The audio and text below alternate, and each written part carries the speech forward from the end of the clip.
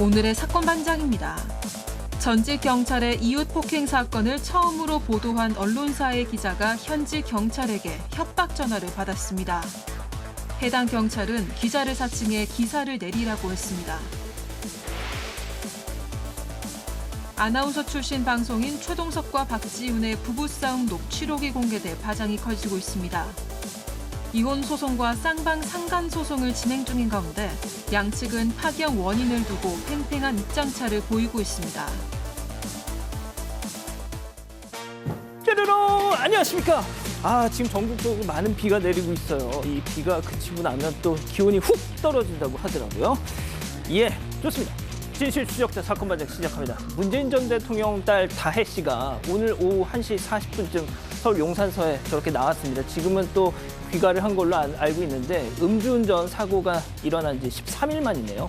죄송하다, 성실히 조사받겠다라는 말 외에는 하지 않더라고요. 평소 SNS에서 거침없이 말하던 모습과는 좀 달랐습니다. 앞서 사과문도 냈는데요. 부끄럽다, 반성하고 살겠다. 사과를 받아주신 택시기사님께 감사하다고도 했습니다. 피해자인 택시기사와는 이미 합의를 한 걸로도 알려졌죠. 자, 오늘 출연자 소개 올리죠. 예, 백다혜 아나운서, 박지훈 변호사, 박상희 한국열린사이버대 교수, 김은배 전 서울청 팀장 나오셨습니다. 안녕하세요. 안녕하십니까. 예. 아이 키우는 엄마 입장에서 나쁜 놈들 신상 공개 적극 찬성합니다. 힘써주세요 하신 평택의 이근혜님.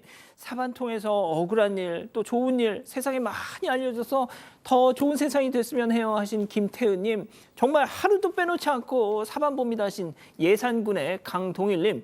자, 11년 키운 토끼 구름이 장례 치르고 오는 길에 저기 토끼 구름이 보이네요.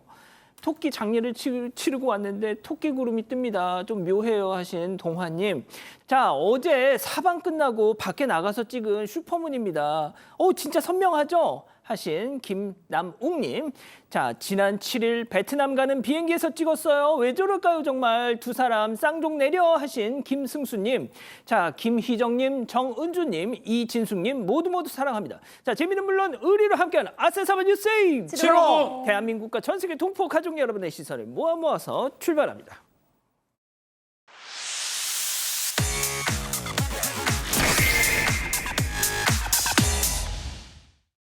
첫 번째 달려보죠.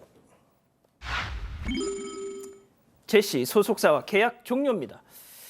자, 공교롭게도 매일 참 이 소식 전해드리게 되는데요. 연예인에게 소속사가 얼마나 중요한지는 다 아실 겁니다.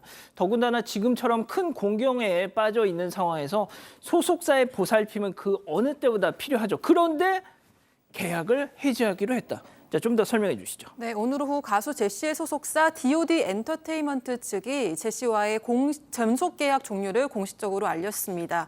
최근 좋지 않은 소식으로 심려를 끼쳐드린 점 한 번 죄송하다면서 당사와 제시는 향후 활동에 대해 많은 대화를 나눴고 제시의 요청으로 심사숙고 끝에 10월 18일부로 전속 계약을 종료하기로 결정했다고 밝혔습니다. 계약 기간이 만료된 게 아니라 제시가 직접 요청을 해서 전속 계약이 종료되었음을 분명히 했는데요. 끝으로 소속사 측은 제시의 앞날을 진심으로 응원하겠다 이렇게 덧붙였습니다. 자, 소속사는 제시가 먼저 계약 해지를 요청했다고 했지만 많은 누리꾼들은 별로 못 믿는 눈치더라고요. 자, 그런데 놀라운 게 계약을 맺은 지 한 달 만이라면서요. 지난 9월 달에 DOD 엔터테인먼트하고 계약을 맺었거든요. 결국 한 달 만에 이 계약이 해지된 상황입니다.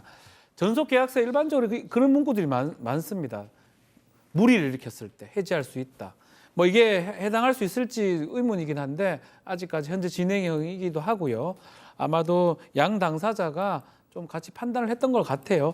일단 제시가 요청했다고 하긴 하지만 전속 계약 한 달 만에 사실 이런 상황이 생기면 엔터테인먼트 회사에서 전속 그 회사에서 상당히 법적인 대응을 많이 하는데 그런 거 하지 않는 거는 왠지 손절한 거 아니냐 이런 얘기까지 나오고 있는 상황입니다. 그렇군요. 알겠습니다. 자, 다음 또 이어가죠. 막 나가는 미국인 유튜버입니다. 자, 조니 소말리 저희가 얼마 전에도 전해드렸죠. 자, 이 사람 아직도 한국에서 온갖 민폐짓을 하고 다닌다는 제보입니다. 영상 보시죠. 자, 카메라 세워두고 소녀상에 가더니 어딜만 얘 진짜 이거 제가 그림 설명을 못 드리겠는데 예? 아니 좀 아니 지금 뭐 행인들이 야 너 지금 뭐 하는 거야 막 항의를 하니까 그러거나 말거나 계속 저짓을 합니다. 자 이번에는 편의점으로 갔어요. 자 얼음컵을 뜯더니 술을 콸콸콸콸 막 쏟죠. 그러더니 시끄러운 막 음악도 틀고. 자 결국 편의점 사장님이 아 여기서 뭐 하는 거예요? 여기서 술 드시면 안 됩니다. 조용히 좀 하세요. 막 하니까 앞에서는 예 해놓고 자 안 된다고 하니까 예 안 할게요. 그런데 뒤돌아서 막 욕을 하면서 거짓을 해요. 자 그러더니 물을 부어놨던 컵라면 용기를 저렇게 들고는 싹 국물을 그냥 쏟아냅니다. 면도 같이 그냥 아주 난장판이 따로 없어요. 아이고. 야 진짜 정말 진짜. 자 그래놓고는 저짓을 하고는 또 뭐가 그렇게 신이 나는지 컵라면을 들고 춤을 춰요. 아니 교수님 쟤 어떻게 해야 돼요 진짜. 아 정말 좀 화도 나고 짜증도 나고 정말 저 모습을 왜 우리가 보고 있어야 되지라는 생각도 들고 지금 다들 상당히 화가 났어요. 누리꾼들.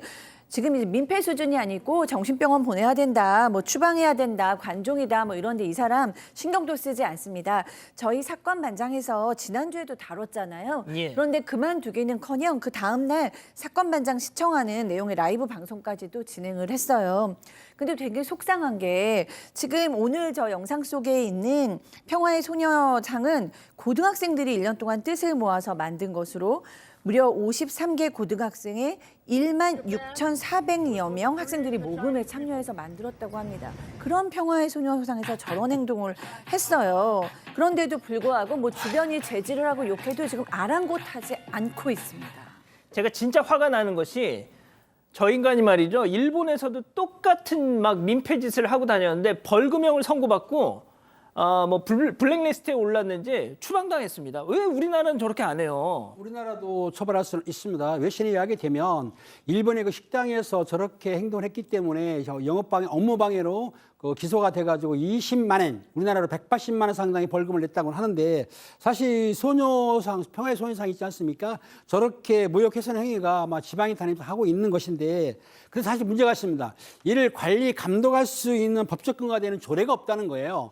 그래서 아마 지난 8월장에 소녀상 등 위안부 피해자를 기리기 위한 기념물 훼손 행위를 금지하고 이를 어길 경우에 처벌한 내용이 담긴 법이 국회에 발의됐지만 상임위에 계류된 상태라고는 하는데 우리나라에서도 지금 보게 되면 저 조니 소루소입니까?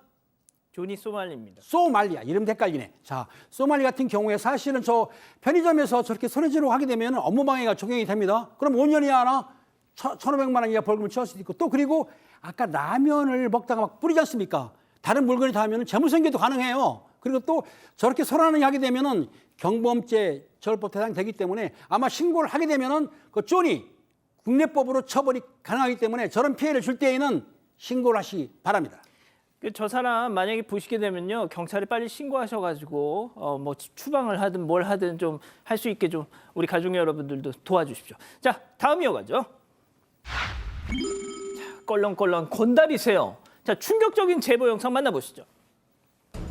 자 문을 팍 차고 들어오는 저 남성 얼마나 세게 열었는지 순식간에 이목이 집중되죠. 휘적휘적 막 안으로 들어가더니 냉동실 문도 팍 아이스크림 하나 들더니 계산대에다 확 던지죠. 저기요 문을 차서 종이 떨어졌잖아요. 몰라 이거나 계산해 인마. 막 돈을 휙 던져.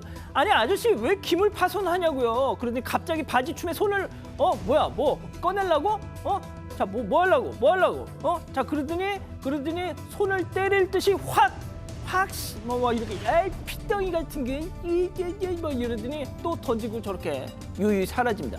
박 변호사님, 예. 안 되겠다. 지금 얼굴 모자이크 안 한 영상 준비돼 있거든요. 예. 그냥 이거 저희가 공개하고 그냥 소송을 당하든 말든 저 인간 얼굴 공개를 해야 되겠네요. 야, 정말 그러고 싶을 정도로 지금 시건방이 하늘을 찌릅니다. 지난달 22일입니다. 경기도 안산에 있는 한 편의점에 있었던 일인데 지금 보면 뭔가 막 자기가 뭐인 것처럼 걸렁걸렁하게 문을 세게 열어서 종이 떨어졌습니다. 떨어지니까 거기 있는 손님들이 다 쳐다보는 저렇게 뭐 애가 폼 잡습니다. 아무것도 아니에요.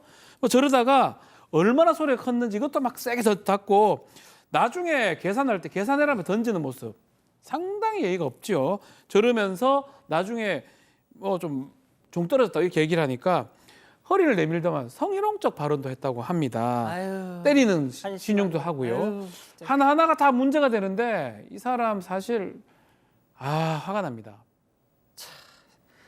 경찰에 빨리 신고해야죠. 네, 이 남성이 떠나기 전에 제보자가 경찰에 신고하고 고소할 거라고 말했고 실제로 이 긴급 버튼을 눌러서 경찰에 신고를 했습니다. 이 손님이 떠나고 몇 분 뒤에 경찰에 도착해서 CCTV를 확인하고 제보자는 진술서를 쓰고 있었는데요. 그런데 그때 그 손님이 다시 편의점에 들어온 거예요. 이 제보자가 바로 저 사람이라고 경찰한테 얘기를 했고 이 경찰이 밖으로 데리고 나가서 따로 이야기를 나눴습니다. 그리고 그 남성은 다시 편의점 안으로 들어왔는데요. 이때 이 제보자를 향해서 조심해라, 말 잘못한 거 후회할 거다 이렇게 좀 윽박지르듯이 이야기를 했었다고 합니다. 자, 김은배 팀장님 딱 한 말씀만 해주세요. 저 인간한테 좀 무섭게 꾸짖어 주세요. 동네에서 이렇게 한다면 양아치로 소문이 나는데 정신 차려 이 양아치야. 예, 아무튼 뭐 양아치라는 표현 뭐 방송에 죄송합니다. 네. 예, 방송에 그렇게 적합한 표현은 아니니까요. 좋습니다. 다음 이어가겠습니다. 김밥을 든 남자입니다. 충격적인 영상 또 만나보시죠. 아닌데 사람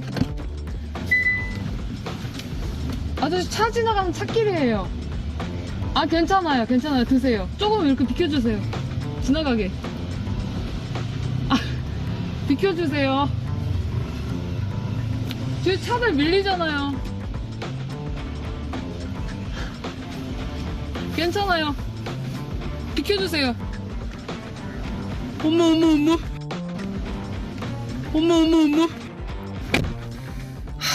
진짜 아픈 인간들이 왜 이렇게 많을까요? 특히 제보자 남편분께서 사반 가족이셔가지고 이거 보시자마자 당장 제보해 하셨다는 겁니다. 네, 제보자께서는 지난 16일 저녁 6시 뭐 사람들 제일 많을 때죠.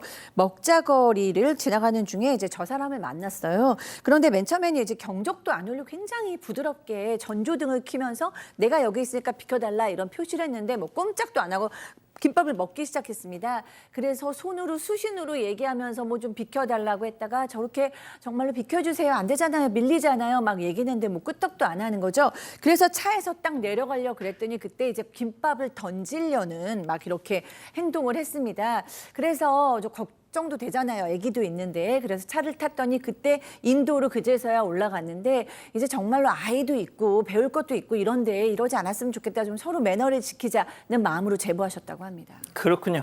알겠습니다. 마지막 사연으로 가볼게요. 함께 모은 포인트를 꿀꺽입니다. 자, 집단지성의 판단을 받아보고 싶으시다면서 제보해 주신 사연 함께 들어보시죠.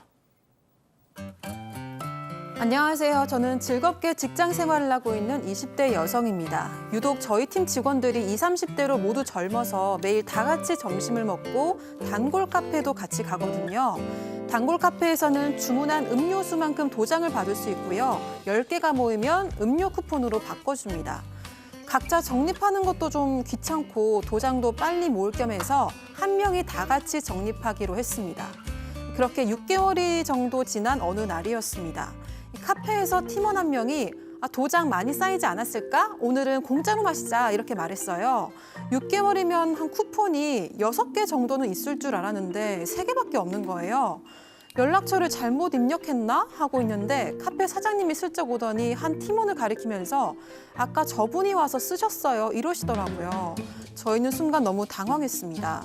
이때 그 팀원이 다들 신경 안 쓰길래 사용기한 끝날까 봐 얼른 써버렸어 이렇게 얘기를 했습니다. 당연히 기한이 남았다는 걸 알았지만 다투기 싫어서 그냥 별말 안 하고 커피를 사서 다시 회사로 돌아왔어요. 근데 미안하기는커녕 오히려 뻔뻔하게 말하던 직장 동료의 태도가 계속 마음에 밟힙니다. 다 같이 모은 카페 적립 도장을 몰래 혼자 쓴 직장 동료 이해되시나요? 그렇군요. 자, 기다리고 기다리셨던 Put Your Hands Up Time 7천여 분의 우리 가족 여러분들 오늘 많이 들어오셨어요. 채팅창에 OX로 함께 참여해 보시죠. 자, 먼저 동료입니다. 어머, 언니, 상현이, 보기랑 다르게 사람 이상하게 만든 재주가 있으신 것 같아요. 제가 무슨 공금에 손을 댔어요? 저 횡령한 거예요? 네, 그래요. 저 좀 마셨어요. 이번 여름 얼마나 더웠어요. 좀 마셨어요. 왜? 언니들이 귀찮다고 내 번호로 적립했잖아요. 사람 못 믿을 거면 애초 내 번호로 적립을 말든가. 와, 진짜 대박이다, 동그라미. 그렇습니다. 자, 다음 사연자입니다. 어머머머머, 지금 이게 무슨 태도야? 다혜 씨 지금 미안하다고 오늘 커피 내가 쏘겠다고 해도 될까 말까 한 판에 왜 다혜 씨가 더 성을 내?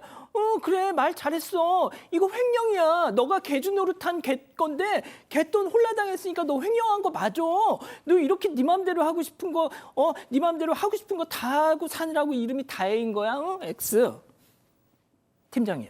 그렇습니다. 자기가 하고 싶은 거 다 하기 때문에 다혜라고 하는데 어찌됐든 간에 공동으로 모은 쿠폰을 가지고 혼자 썼다는 거는 아까 횡령이라고 말씀은 하셨지만 횡령도 가능합니다. 어찌됐든 간에 자기가 쓰려고 그러면 동의를 구했어야죠. 동의를 구하지 않고 혼자 썼다는 거는 여기에서 비난받아 마땅하기 때문에 사과하시고 쿠폰 3개 본인 돈으로 물어내시면 됩니다. 그렇군요. 자, 교수님. 네, 그렇죠. 우리가 이런 거 뭐 법이나 뭐 조례나 규칙 없어도 서로 다 알고 있는 문제잖아요. 게다가 지금 굉장히 사이가 좋은 회사 동료인데 이렇게 찬물 부으시면 서로 되게 불편하죠. 본인이 이제 뭐 실수로 쓸 수는 있는데 그러면 미안해, 내가 이거 써도 되는 줄 알고 썼는데 내가 채워 넣을게, 혹은 내가 오늘은 쏠게, 이런 식으로 해서 사회성을 좀 발휘하시기 바랍니다.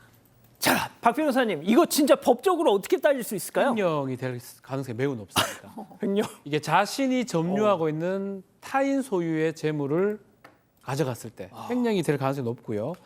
저는 이런 말씀 드리고 싶어요. 네. 뭐 징계까지는 얘기하고 싶지는 않는데 바늘 도둑이 소도둑이 될 수가 있습니다. 진짜. 이 사람 나중에 격리 같은 거, 직원 같은 거 맡는다 그러면 내 이름 돼 있네. 내 통장을 한번 넣어볼까?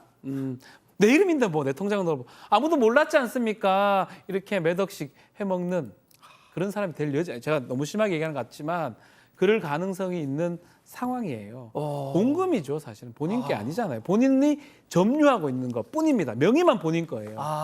회사 그게 다 그런 거거든요. 그래서 저는 못되게 좀 말씀드릴게요. 이제라도 하지 마십시오. 한 번 더 하면 아주 엄청난 횡령범이 될 수가 있습니다. 그렇군요. 자, 백다혜 아나운서. 네, 저도 당연히 이해가 안 가고요. 그냥 앞으로는 자연스럽게 각자가 적립하게 하거나 좀 이런 식으로 해가지고 좀 적당하게 티 안 내고 거리를 두는 게 좋을 것 같습니다. 가족분들 의견도 볼게요. 복승현님, 함께 모은 건데 너무 얌체네요라고 하셨고요. 김승현님, 사용한 사람이 한번 쏘세요라고 하셨습니다. 그리고 경미우님도 다음부터는 각자 모으세요라고 하셨습니다. 그렇군요. 자, 사반 제보 메일과 카톡 제보 채널에서는 많은 사연과 제보 기다리고 있습니다. 자, 이길수님 보고 계시죠? 어제 묘한 경험을 하셨다고요. 한 동네에서 오며 가며 하다 알고 지내던 조명집 사장님이 그제 갑자기 돌아가셨답니다. 마침 이 고인이 1년 전 출장 수리를 해줬던 간접 조명등이 나가서 언제 한번 이 조명집 사장님 좀 불러야겠다 하던 찰나였는데 동네에서 부고를 듣고 너무 슬프셨다는 거죠. 자, 그런데 어제 사건 반장을 보고 계시는데 갑자기 안 들어오던 간접 조명에 저렇게 불이 들어오더라는 겁니다. 분명 고장 나서 이게 꺼져 있던 게 그 간접등에 저렇게 불이 들어오더라는 거예요. 조명집 사장님이 빛을 주고 가셨나 보다 싶으셨대요. 삼가 고인의 명복을 빈다고 하셨습니다.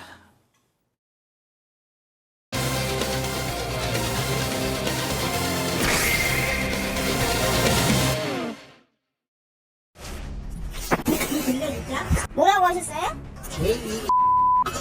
아니 지나가는데 왜 욕하세요? 왜 집 앞에 지금 말씀하실 때 이쪽으로 온 거잖아요.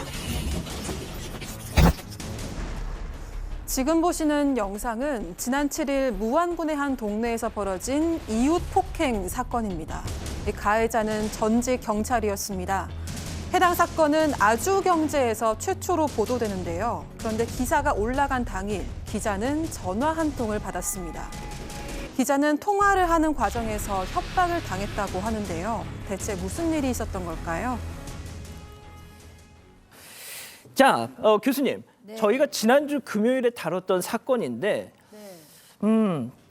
진짜 다시 한번 좀 설명을 네네. 주시죠. 금요일에 못 보신 분들을 위해서 이 피해자는 40대 여성인데요. 반려견을 데리고 동네를 산책하고 있었어요. 근데 원하는 산책로로 가려면 한 사람의 집을 지나가야 됐고 그냥 강아지랑 같이 그 집을 지났을 뿐인데 거기서 그 집주인이 이리로 오라 그래서 이제 때렸습니다. 그냥 정도 그냥 뭐 웬만큼 때린 게 아니라요. 너무 심각할 정도로 전치 9주의 부상을 입혔어요. 그 문 앞에 있던 강목으로 머리를 때렸고요. 팔, 다리도 폭행했습니다. 그 강목이 부러졌더니 그 옆에 있던 쇠 파이프를 들어서 또 폭행을 했습니다. 그러면서 너를 죽이고 내가 감옥을 가겠다라는 말까지 하면서 폭행을 했고요. 이웃 남성이 그 자리에서 이것을 이제 또 목격하게 됐는데요. 그때도 이 피해자를 이렇게 건드리면서 아직도 안 죽었네라고 얘기했습니다. 맞아요. 정말 많은 분들이 아니 어떻게 이런 일이 백주대낮에 벌어질 수 있느냐 하면서 정말 큰 충격을 받았는데 자, 그 사건 발생 다음 날 이 내용을 맨 처음 보도했던 그 아주경제 신문의 그 기자가 그 기사를 출고한 지 3시간 지났을 무렵 이 모르는 번호로 전화가 걸려왔다는 겁니다. 자, 그 실제 통화 내용 들어보시죠. 우리 기자님 되신가요? 네네네. 뭐 기사를 내리든 어떤 조치를 좀 해주십시오. 그럼 우리 데스크하고 한번 전화 한번 해보실래요? 그냥 전화번호 드릴게. 김 기자가 솔직히 김 기자가 책임지고 해야지 우리가 왜 데스크를 전해서 무시해요. 그 책임을 당신이 져야지 못한 이유가 뭐야. 나도 언론사에서 몇십 년을 근무했는데 지금 뭐 그것이 그것이 안 된다 이 말이에요. 네. 이 양반은 나도 중앙에서 언론사에서 지금 몇십 년을 근무를 했어. 언론사에 나도 몇십 년을 근무했다고. 그게 어르신이 내가 누군지 모르잖아요. 사촌인지 어쩌니. 그러니까 그렇게. 이 양반아 당신이 지금 뭐 누구나 가족이란 말이야 지금. 네? 빨리 저 당신 손에서 안 내리면은 어떻게 당신이 쓴 것은 사실이니까. 그러니까 가족 누구시냐고요. 당신 이 양반을 거기까지 알 필요 없고. 그럼 저한테 전화하지 마세요, 그냥. 자, 이게 약간 분위기가 자기가 옛날에 기자 생활 오래 했다. 약간 느그서장 남천동 살자 약간 이런 느낌도 나고요. 자, 저 통화 녹취 내용을 짧게 요약을 해드리면 가해자 가족이라는 왕년에 날렸던 기자가 전화를 걸어서 야, 기사 내려. 그 데스크랑 상의하십시오. 번호 알려드릴게요. 아이 그 데스크 필요 없고 네가 내려 네가 쓴 기사니까 뭐 이런 얘기죠. 네, 맞습니다. 한 여성에게 전화가 왔는데요. 가해자 부인이라고 밝혔습니다. 이 해당 기사의 이 가해 남성은 전 목포시 의원 남편이라는 내용이 있었는데요. 이 가해자 아내 이름이 적혀 있었다고 합니다. 이 가해자 부인은 기자에게 왜 내 이름이 기사에 나간 거냐 가만히 안 있겠다며 항의를 했고요. 그러다가 누군가를 바꿔줬는데 이 남성이었습니다. 이 남성은 알만한 분이 이름까지 썼냐며 따졌다고 하는데요. 기자가 누구냐고 물었더니 가족이라고 하면서 기사 내려라. 나는 언론사 수십 년 다닌 기자다. 빨리 당신 선에서 내리지 않으면 뭐 이렇게 얘기하면서 목소리를 높이고 따졌다고 합니다. 이 통화에서 가해자의 아내를 사촌 누님이란 걸로 한 걸로 봐서 이 가해자 부인의 사촌 동생이구나 이렇게 생각을 했다고 합니다. 아주경제 기자는 가해자의 아내가 전직이긴 하지만 공인이라고 봤고 이 가해자의 처남도 전남도 의원이어서 공개가 안 되면 사건이 묻힐 거라고 판단을 했었다고 합니다. 그래서 언론중재위원회에 가는 한이 있더라도 이름을 공개해야겠다고 결정을 한 겁니다. 이 기자는 항의 전화를 받고 가해자의 아내 이름은 지우고 가해 남성 전 목포시 의원 전모 씨 남편 이렇게 수정했다고 합니다. 자, 기자는 말이죠. 왜 내 이름 석자가 기사에 들어가 있냐라는 이 가해자 전직 경찰의 아내의 항의까지는 뭐 가족이니까 그러려니 했는데 뭐 앞서 들으신 것처럼 나도 가족이야 하면서 수십 년간 언론에 몸담았다는 그 기자를 본인을 기자라고 얘기한 그 사람의 항의는 전혀 납득이 가지 않았다는 거죠. 그래서 이 지금 아주경제 기자님도 나도 기자 그리고 저 사람도 본인이 기자라고 하니 이 지역 뭐 그렇게 넓지 않잖아요. 그래서 주변 인맥을 동원해서 이 사람이 누군지 수소문을 했다는 겁니다. 자, 그 과정에서 충격적인 사실을 알게 되는데요. 체크포인트 짚어보죠. 경찰이네. 자, 이게 무슨 얘기인지 아주경제 기자 얘기 직접 들어보시죠. 이 사람이 언론 30년 했으면 누굴까? 목포에서 좀 오래 했던 기자들한테 이 목소리를 들어보시죠. 그러니까 그 기자분 두 분이 목포서에 있는 팀장이라 그랬어요. 그래서 목포경찰서를 그날 서장실로 가서 서장님한테 내가 그 녹취해놓은 사장님 앞에서 치셨구나. 네, 거기 서장실 안에서 들었어요. 그리고 한 10초나 20초도 안 들었어. 그냥 끄십시오. 그러더라고. 자, 아까 그 나도 기자 생활 오래 했어. 예. 누구 국장 남천동 살때 야, 이 양반이 알고 봤더니 현직 경찰. 자, 이게 문제입니다. 아주경제 기자 입장에서 본인이 오랫동안 한 기자라 그러면 지역에서 아마 아는 사람이 많을 거라고 생각이 들어서 전화를 걸어, 목소리 또 기자들은 다 녹음을 하거든요. 이 목소리 혹시 알겠냐는데 듣는 기자들마다 이 사람 경찰이야. 목포경찰서 땡땡땡 계장이다. 이 사람 원래 홍보 담당을 했다고 합니다. 그래서 기자들 사이에 목소리가 익숙하고요. 그런 얘기를 해서 이상하다 싶어서 이 또 녹음을 들고 경찰들은 확인하니까 듣자마자 똑같은 얘기를 했다고 해요. 이 사람 경찰인데.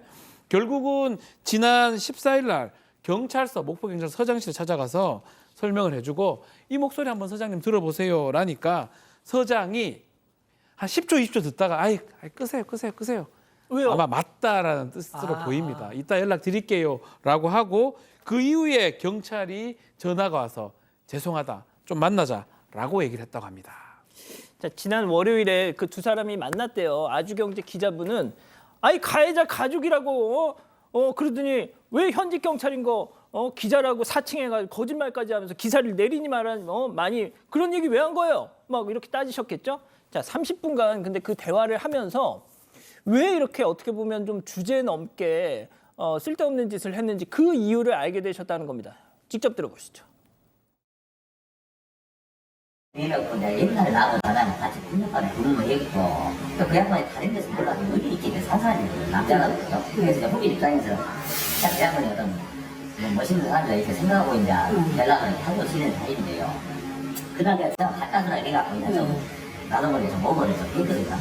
양반이 와서 뭐 챌린지를 하다 보다 좀 목을 좀 했고 맞아요. 중이라면 팩트만 가지고 이야기를 하는 것인데 그 여자는 평상시 동네에서 막 소문이 좀 많이 나는 애라서 그러니까 과거 한솥밥 먹던 형님이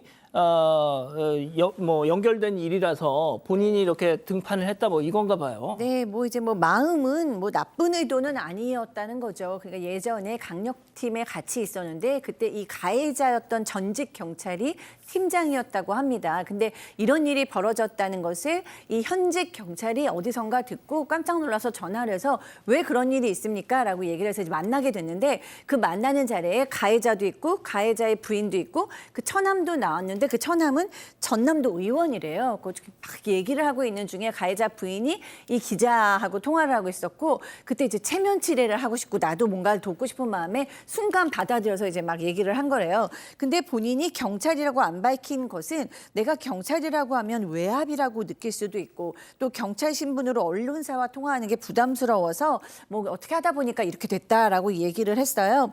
그런데 여기서 또 무슨 아까 듣다시피 그 여자가 평상시 동네에서 소문이 좋지 않다 이렇게 얘기한 것도 상당히 좀 문제가 있다 이 차가 아니냐. 피해자를 그렇게 얘기했다고요? 네, 피해자를 그렇게 얘기한 거죠. 그러면 그런 얘기도 상당히 적합지가 않았다라고 합니다.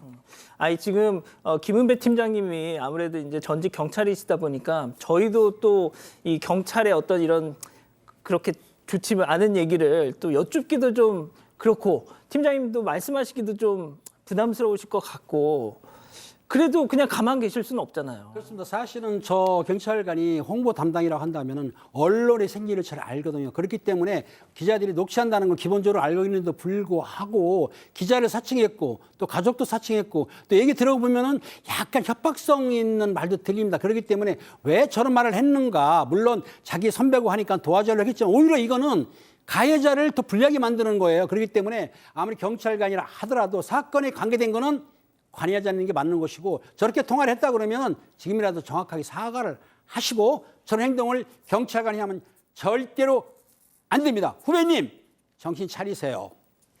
자, 지금 현재 피해자는 여전히 병원에 입원 중이시라는데 얼마 전 그 가해자 부부 집으로 찾아왔다고요? 맞습니다. 피해자 아버지가 가해자한테 전화를 해서 한번 보자, 얘기를 해야 되는 거 아니냐라고 했고 가해자 부부가 직접 찾아왔다고 합니다. 일단 사과를 했답니다. 잘못했다, 죄송하다. 이런데 문제는 아버지 입장에서는 정말 궁금하잖아요. 왜 그렇게 폭행을 했느냐, 뭐냐, 왜 그렇게 했냐. 다음에 나와서도 좀 이런 게 걱정될 수 있잖아요. 이유를 알고 싶다라고 얘기를 하니까 가해자 말이 좀 충격적입니다. 죽을 죄를 지었긴 졌는데 뭔가 내가 마가 꼈는 것 같다라고 얘기합니다. 제정신 아니었다 이렇게 표현한 것 같은데 아이고, 이게 설명할 수가 없는 거거든요. 아니, 강목으로 사람을 그렇게 패놓고요. 그러니까요. 저렇게 가하게 폭행을 가했는데 마가 낀 것 같다, 제정신 아닌 것 같다, 이 정도로 얘기를 하는 게 오히려 황당할 뿐이고 결국 이 얘기 듣고 합의는 안 해줘야 되겠다 이렇게 생각하는 것 같습니다. 자, 이 기자를 사칭했던 목포 경찰서 이 경찰분이 방송 직전까지도 저희 이제 제작진에게 계속 뭐 전화해서 지금 반성하고 있고, 뭐 아무튼 좀 정말 죄송하다 이런 뜻을 계속 전했다고 합니다. 예, 자, 첫 번째 사건 이렇게 정리하고요. 두 번째 사건 이어가죠.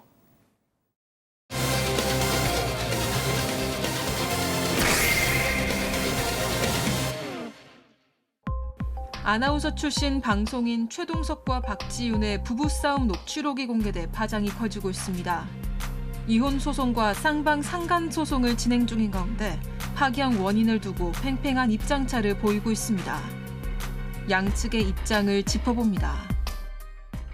자, 저희가 진짜 이 부부의 어떤 얘기는 가급적이면 전해드리지 않으려고 했는데 본인들이 계속 SNS에 이걸 중계를 하고 뭐 여기저기 계속 기사가 나오니까 더군다나 이 두 사람, 한 사람은 정말 유명한 방송인이고 또 남편은 KBS 메인 뉴스의 앵커였고, 자, 지금 정말 너무너무 시끄러워요. 네, 일단 두 사람은 KBS 입사 동기로 만났고요. 2009년에 결혼을 해서 슬하에 두 자녀를 뒀습니다.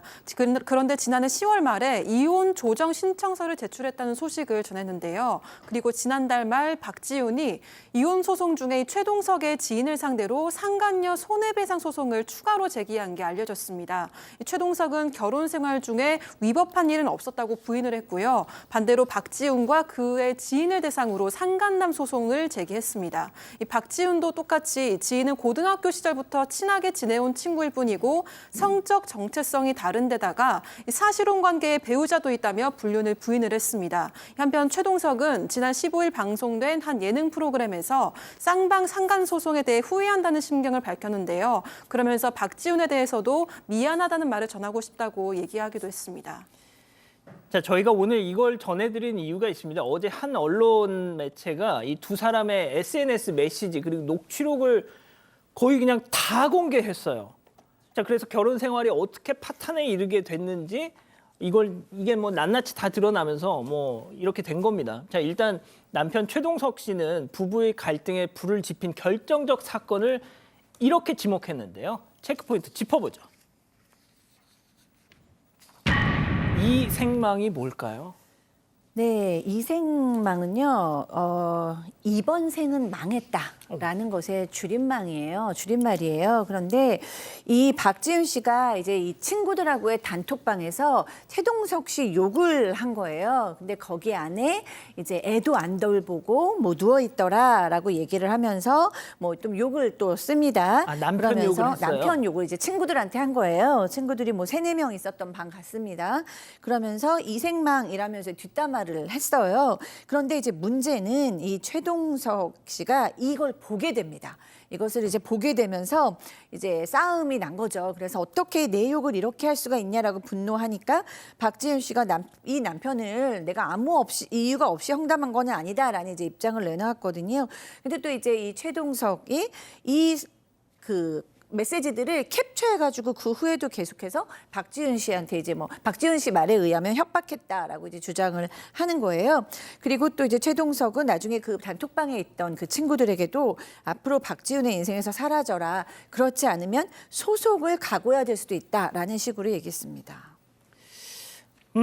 그러니까 이제 친구들과 있는 단톡방에서 신랑의 욕을 했다. 그걸 또 신랑이 봤다.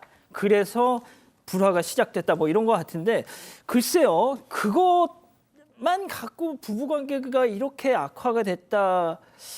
그 전에도 뭐 다른 또 가장 큰 이유가 있지 않을까요? 네, 이 녹취록의 주된 내용은 이 박지훈이 공동구매를 진행하는 과정에서 이 거래처 모임과 관련된 한 남성에 관련된 얘기였습니다. 이 최동석은 후배에게 한 남성과 카페에서 만나고 있는 모습을 전해드렸다면서 박지훈을 추궁을 했는데요. 이 박지훈이 퇴사하는 거래처 직원과 인사한 거다 이렇게 설명을 했지만 의심하면서 믿지 않았습니다. 또 5년 전에 남자 후배의 차를 얻어 탄 것, 또 그리고 호감을 드러내는 남성 메시지를 거절하지 않은 것에 대해서도 불만을 드러냈는데요. 이 박지훈은 떳떳하다면서 공적인 사이였다 이렇게 반박을 했고요. 박지훈은 자신을 의심하는 최동석을 의처증이라고 했고 최동석은 박지훈이 정신적인 바람을 피우고 있다 이렇게 주장을 했습니다. 서로의 어떤 남녀 관계를 의심하는. 그렇죠. 예. 자, 그게 좀 문제가 되는데 약간의 문자 메시지가 좀 공개된 걸 좀 말씀을 좀 드리면 일단은 어떤 박지훈 씨의 어떤 지인, 뭐 셰프 같습니다. 지인 셰프가 누나라고 하면서 이상형이다라고 이제 얘기를 했던 부분. 아, 누나는 내 이상형이다. 예. 그거를 최동석 씨가 지금 알게 된 것 같습니다.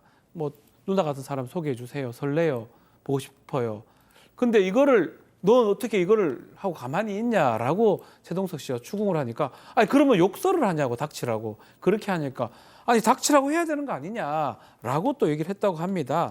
그러면서 이 박지훈 씨 같은 경우는 아나운서님 나도 어제 들었다. 아나운서 같은 사람 이상형이다. 감사합니다. 그러고 많은 거지. 그걸 갖고 뭐 이름을 대면서 나 가정 있는 여자야 이렇게 말하냐라고 다시 반문을 하니까 최동석 씨가 지속적으로 걔가 그랬잖아라고 하니까 나는 기억도 안 난다고요라고 이제 이런 대화가 오갔던 것 같습니다. 결국은 이 최동석 씨는 계속적으로 호감 표시를 받아주는 거에 대해 불만이 있었던 것 같고요. 박지훈 씨는 뭐 유명 인사다 보니까 어느 정도 그건 어쩔 수 없는 거 아니냐가 결정적인 어떤 싸움의 원인으로 보이는데 이거 말고도 이제 현실적으로 이제 박지훈 씨가 학비라든지 뭐 생활비, 세금 이런 것들을 많이 좀 책임졌다고 합니다. 우리 알다시피 박지훈 씨는 방송 활동 상당히 많이 했습니다. 경제적 책임을 부담하고 있었고 그러기 때문에 박지훈 씨는 밖에 나서 일하는 경우가 많았고요. 그 밖에서 일하는 거 자체를 최동석 씨가 상당히 좀 싫어하고 또 많이 의심을 했던 것으로 보입니다. 그러니까 이제 박지훈 씨가 아내가 바깥에서 어떤 다른 남자들에게 이렇게 어떤 호감 표시에 대해서 딱 이렇게 철벽을 쳐주길 바라는데 그걸 그냥 네 뭐 이렇게 하니까 이 남편 입장에서는 그게 너무 싫었고 참 그게 또 이렇게 불화의 뭐 한 원인이 됐던 것 같은데 그러니까 저희가 이분들 얘기를 할 때마다 교수님 두 사람은 성인이니까 뭘 어떻게 하든 상관없어. 아이들이 문제잖아, 아이들이. 네, 항상 이 이혼 문제가 딱히 뭐 하나만의 문제를 가지고 이렇게 이혼까지 간다기보다는 굉장히 복잡한 양상을 띠는데 이 부부도 제가 보니까 뭐 이성에 대한 의심이나 오해, 뭐 또는 경제적인 문제, 뭐 자녀 양육에 대한 서로의 이견 상당히 좀 복잡합니다. 이게 좀 다 나오는데 결국에는 이제 자식에 대해서도 또 자식들이 상처받을 만한 문제들이 계속 터지는 거죠. 그러니까 이제 이 녹취록에 따르면은 최동석이 박지훈한테 네가 애를 때린다는 것을 이 소문이 났더라라고 얘기하니까 박지훈이 너무 억울해하면서 그거 헛소문이다. 나는 그냥 훈육한 것뿐인데 이렇게 폭력적인 엄마로 매도하냐 이렇게 물었더니 그러면서 이 남편한테 그러면 당신이 아이들 앞에서 엄마 보러 다른 남자에게 꼬리쳤다라는 거 그건 또 좋은 훈육이냐라고 얘기를 합니다. 그러니까 또 최동석이 그건 팩트다라고 얘기를 하고 그리고 또 이제 박지훈이 아빠가 엄마를 성폭행하려고 했다라는 것도 아이들 앞에서 얘기하지 않았냐 뭐 이런 얘기까지 하고 이건 정서적인 폭력이다라고 얘기하니까 또 최동석 그게 왜 성폭력이냐 또 이런 식으로 얘기를 하는데 여기서 이제 아이들이 아무래도 좀 저희가 늘 걱정하듯이 상처를 받을 수밖에 없는 상황이 되죠. 또 최동석이 올해 2월에 박지훈이 아들 생일에 행사를 갔다라고 이제 저격하는 글을 SNS에 썼거든요. 거기에 대해서 또 박지훈은 예정된 행사라서 간 거고 그래서 아들 생일 파티는 미리 했다. 이런 식으로 또 밝혔었습니다. 아, 진짜.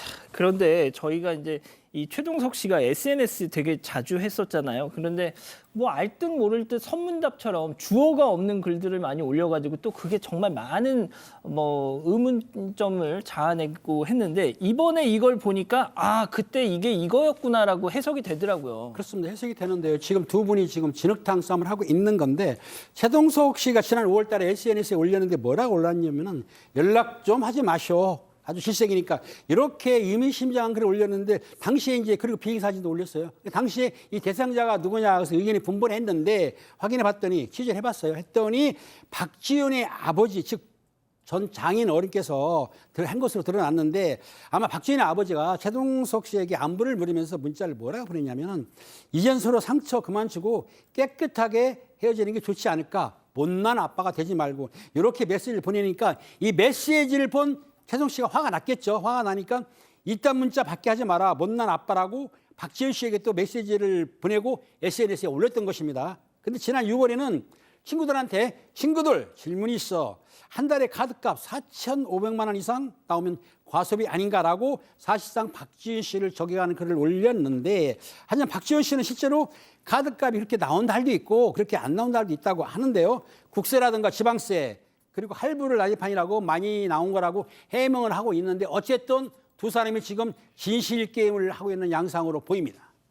근데 최동석 씨는 최근까지도 이혼의 원인이 뭐 이 아내한테 있었다 이렇게 거의 막 되게 확신을 했었잖아요. 아주 충격적인 부분이 또 있습니다. SNS에 좀 올렸던 글인데 일단은 뭐 죄 지은 사람이 뭐가 말이 있냐 뭐 이런 거 글인데 뭐 호스바라 그러죠. 이런데 이 박지훈 씨가 많이 가는 거 아니냐라고 이제 얘기를 했던 것 같아요. 호스바 그만 좀 다녀라 얘기하니까 박지훈 씨가 무슨 말 하느냐 증거 있냐고 하니까 죄 지은 사람이 이런 증거 있냐 말 많이 한다라고 얘기했고요. 그 말하니까 아, 박지훈 씨가 만약 맞으면 좀 아주 죽음이라든지 이런 얘기를 했던 것 같아요. 그러니까 지금 죽어라. 아유. 이 정도. 이런 갈등이 상당히 심각한 거죠. 호스바 갔냐? 아니다. 죽어라. 이런 얘기를 했다고 하는데 나중에 이제 이걸 SNS에 박지훈 씨가 좀 이걸 올리니까 나중에 확인을 좀 해보니까 이 2015년도의 메시지인데요. 호빠가 아니고 같이 출연했던 사람이 박지훈 씨한테 남긴 메시지였습니다. 아마 최동석 씨가 오해를 하고 이 유흥업소에 있는 사람이 박지훈 씨를 관리하는 차원에서 문자를 보냈던 것으로 오해를 했던 것 같습니다. 뭐 그런 걸 봤을 때는 조금 이것도 문제가 있었던 문자들 또 SNS가 아닌가 생각이 듭니다. 예, 아무튼 뭐 최동석 씨가 뭐 예능에서 결국 이것 때문에 보도가 나오면서 하차를 했던데 자, 저는 그렇습니다. 정말 이 두 사람 다 SNS 좀 안 했으면 좋겠어요. 미주알, 고주알 결국 이게 정말 온갖 별의별 지금 우리 가족 여러분들도 채팅창에 아 우리가 이런 것까지 알아야 되느냐 막 이런 말씀도 하시는데 항상 말씀드리지만 그 아이들이 제일 걱정됩니다. 예, 엄마 아빠 때문에. 자, 일단 두 번째 이렇게 정리하고요. 별별 상담소 이어갑니다.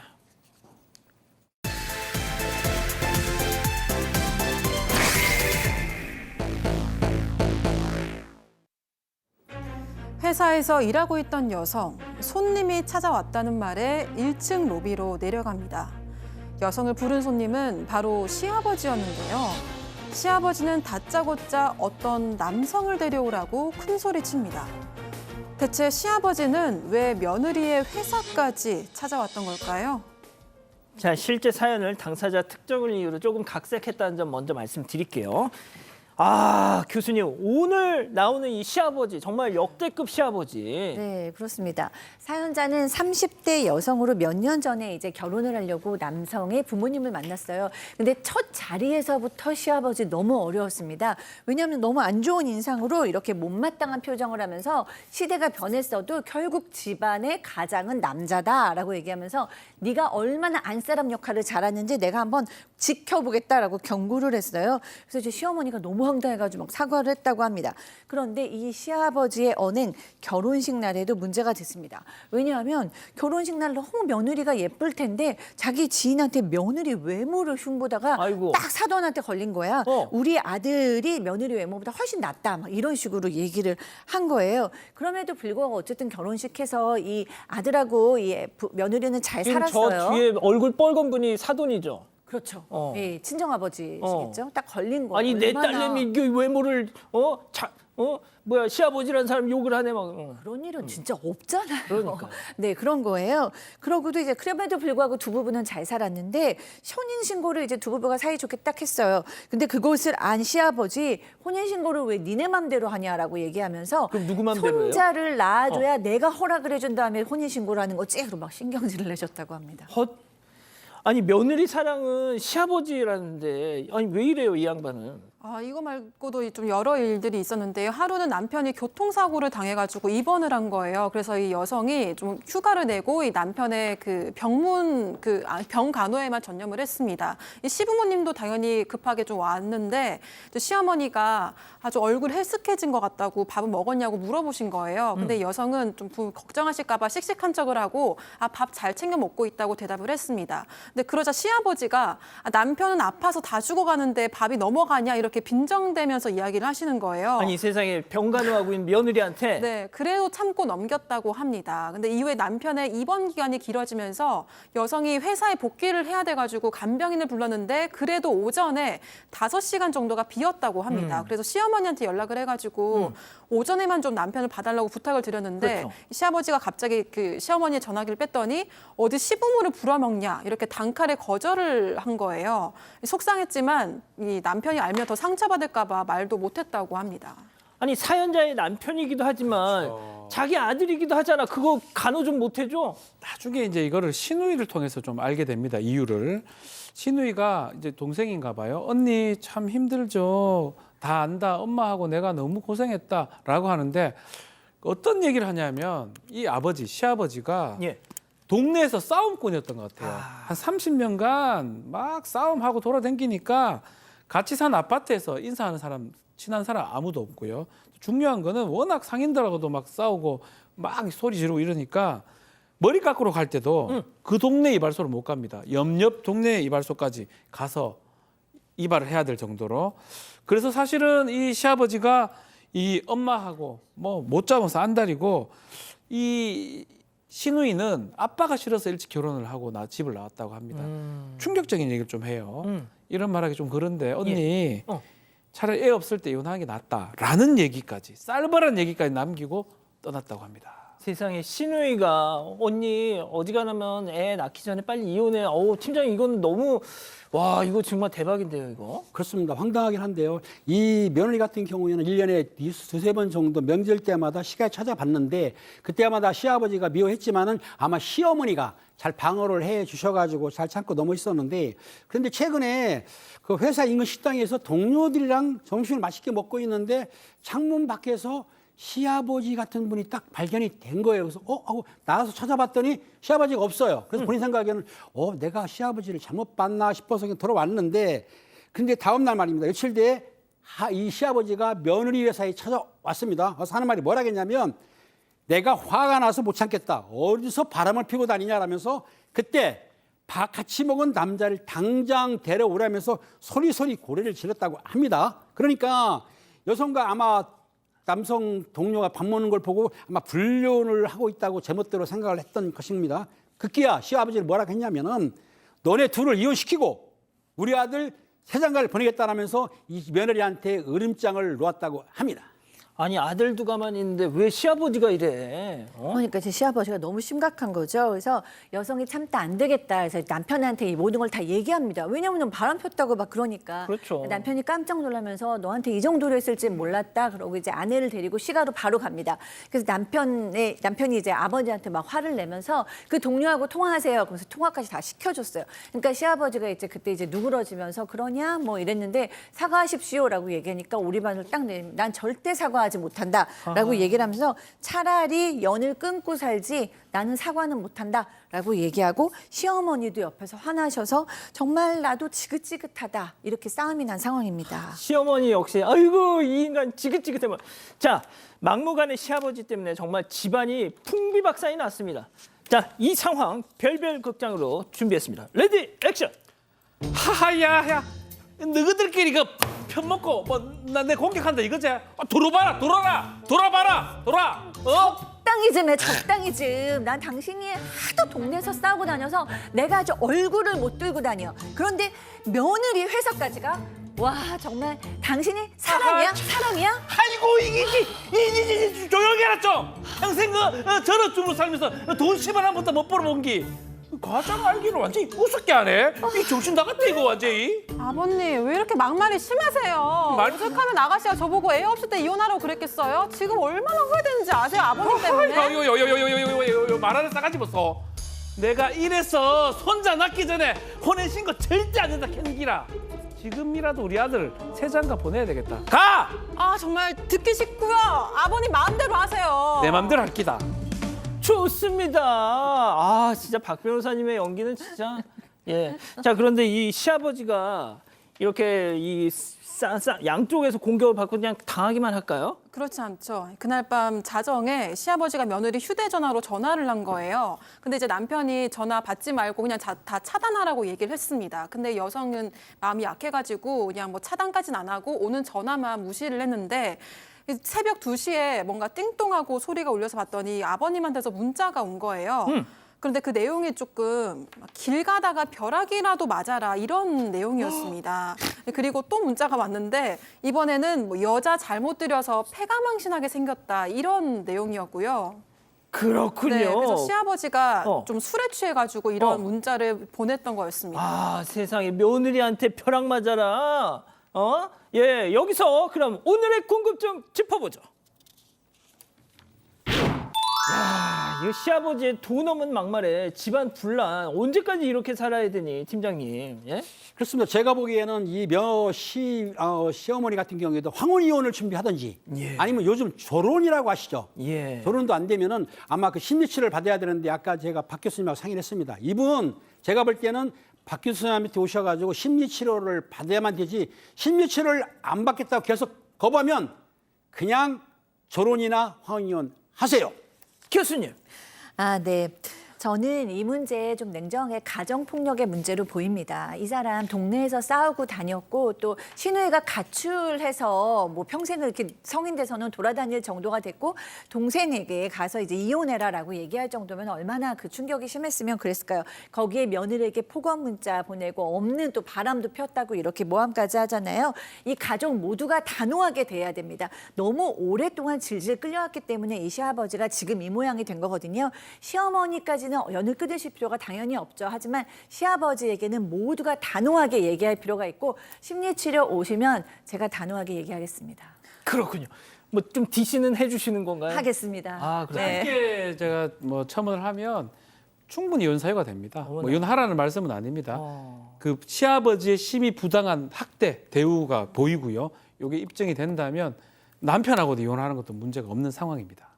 자, 우리 가족 여러분들은요? 네, 푸드의 정성님, 시누이랑 시모도 고생이 많았을 것 같습니다라고 하셨고요. 스윗베리님은 연을 끊던가 이혼이 답입니다. 이렇게 얘기해 주셨습니다. 아, 참 정말 가슴 아픕니다.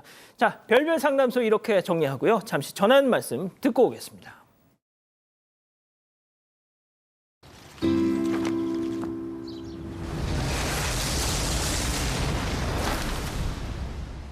가볍게 겨울의 무게를 날려버리다. 겨울이 가뿐해지는 라이트테크 네파 에어서밋. 코로나19 백신 접종해야 하는 이유요? 우리에겐 지켜야 할 것이 많으니까. 올겨울 건강도 든든하게 지키세요. 65세 이상 어르신은 코로나19와 인플루엔자 무료 동시 접종이 가능합니다. 지금은 하이뮨 시대. 한양류 단백질의 정상적인 면역 기능, 소화를 고려한 설계까지 좋으니까 하이뮨이죠. 하이뮨 프로틴 밸런스. 뉴 다우니. 건조기를 사용하면 섬유유연제 향기가 사라진다고요? 깜짝 놀라실 거예요. 건조기 사용 후에도 향이 오래오래. 그래서 있는 순간까지 다우니 7일간 피어나는 향수. 다우니. 사랑하는 사건 반장 가족 여러분, 비 많이 옵니다. 행복한 주말 보내시고요. 저희는 월요일에도 사반 750 저녁 7시 50분에 다시 옵니다. 안녕히 계십시오.